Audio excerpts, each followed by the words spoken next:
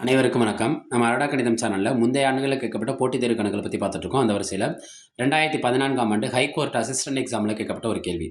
ஒரு வேலையை ஏ, பி இருவரும் சேர்ந்து 30 நாட்களில் செய்து முடிப்பர். இருவரும் சேர்ந்து முதல் 20 நாட்கள் வேலை செய்தனர். அதாவது ஏ, பி 2 பேரும் சேர்ந்து 30 நாட்கள் அந்த வேலையை செய்து முடித்தனர். இருவரும் சேர்ந்து முதல் 20 நாட்கள் வேலை செய்தனர். பின்பு யார் விலகிவிட? பி விலகிவிட மீதமுள்ள வேலையை ஏ தனியாக 20 நாட்களில் செய்து முடித்தால் முழு வேலையையும் ஏ செய்து முடிக்க ஆகும் நாட்கள் எத்தனை? ஃபர்ஸ்ட் ஏவும் பியும் சேர்ந்து எத்தனை நாட்கள் வேலை பார்க்குறாங்க? 20 நாட்கள் வேலை பார்க்குறாங்க. 30 நாட்கள் சாரி. அப்போ ஏ ப்ளஸ் பி பார்த்த வேலை, அதாவது ஒரு நாள் பார்த்த வேலையும் கால்குலேட் பண்ணுறப்ப நாட்களும் வேலை என்ன செய்யணும்? எது தகவல் பொருத்த முடியுது? அப்போ 30ங்கிறத எப்படி எழுதிக்கணும்னா 1/30 எழுதிக்கணும். ரைட்டா?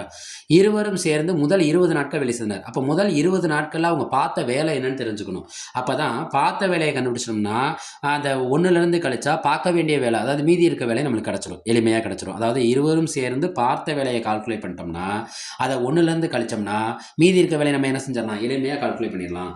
அப்போ ஏவும் பியும் சேர்ந்து 20 நாள் பார்த்த வேலை, ஒரு நாள் பார்த்த வேலை 1/30. அப்போ 20 நாளுங்கிறப்ப இந்த 1/30 எதோட பெருக்கிடணும்? 20ஓட பெருக்கிடணும். இந்த 0க்கு இந்த 0 என்ன ஆயிரும்? கேன்சல் ஆயிரும்.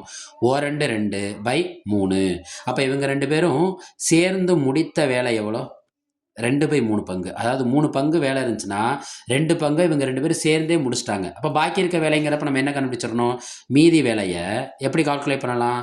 இந்த முடித்த வேலையை எதுலேருந்து கழிச்சிடணும்? 2/3. 1லேருந்து இந்த 2/3 என்ன செஞ்சிடணும்? கழிச்சிடணும். அதாவது முடித்த வேலையை கழிச்சிடணும். கீழே என்ன இருக்கதா அர்த்தம்? 1 இருக்கதா அர்த்தம். குறுக்க பெருக்கோமா? 3 3, 2 2, நடுவில் என்ன இருக்குது? Minus divided by 3 3. 3ல் 2 போச்சுன்னா பாக்கி எவ்வளோ? 1/3. இதுதான் என்ன வேலைன்னா மீதி இருக்க வேலை. ஒன்றும் இல்லை, இது சிம்பிளாக நம்ம இங்கே கழிக்காமல் எழுதலாம். 3 வேலையில் 2 வேலையை முடிச்சிட்டாங்கன்னா பாக்கி இருக்க வேலை என்ன? 1. அப்போ 1/3.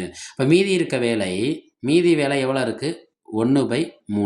இப்போ யார் விலகி விடுறா? பி விலகிட்டாங்க. யார் தான் வேலை பார்க்க போகிறான்? ஏ பி விலகின பிறகு யார் வேலை பார்க்க போகிறா? ஏ தனியாக எத்தனை நாள் எடுத்துக்கிறாங்க? 20 நாட்கள்.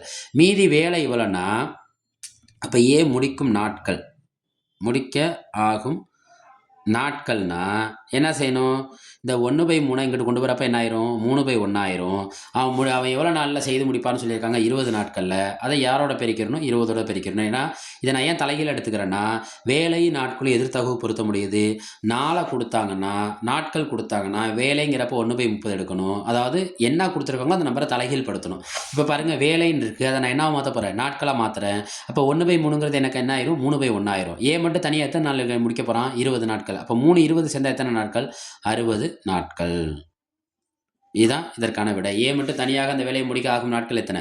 60 நாட்கள். கொடுத்துருக்க ஆப்ஷன் எதை குறிக்கும்? டிஏ குறிக்கும். நம்ம அரோடா கணிதம் சேனலை சப்ஸ்கிரைப் பண்ணுங்கள், லைக் பண்ணுங்கள், சப்போர்ட் பண்ணுங்கள். உங்கள் ஆதரவு தேவை. நன்றி.